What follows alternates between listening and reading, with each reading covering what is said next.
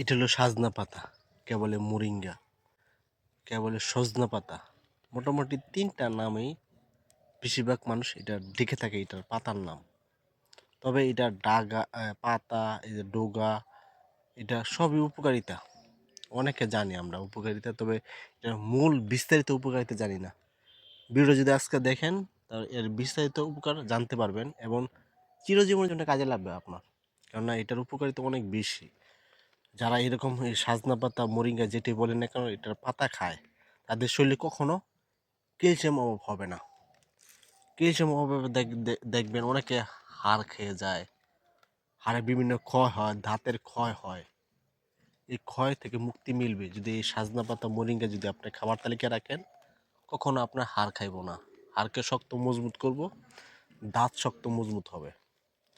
এদের শরীরে পুষ্টি অভাব, অনেকে আছে শরীরে পুষ্টি অভাব, এই যে পুষ্টি যে অভাবটা হয়েছে এটা বুঝতে পারেন না।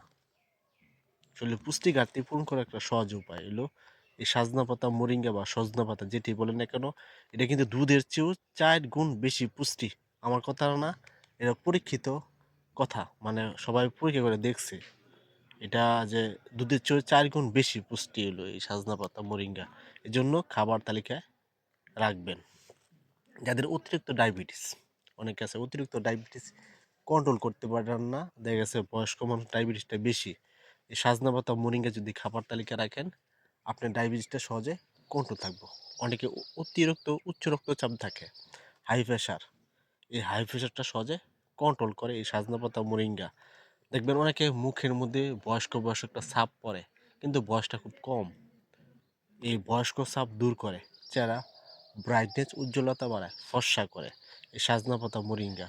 যারা নাকি দুর্বল, অনেকে আছে খুবই দুর্বল লাগে, খুবই ক্লান্ত লাগে, শরীর নিঃশক্তি লাগে, মানে আপনার কর্মক্ষমতা কমে গেছে, আপনার সহজে কর্মক্ষমতা বাড়বে সাজনা পাতা, মোরিঙ্গা খেলে।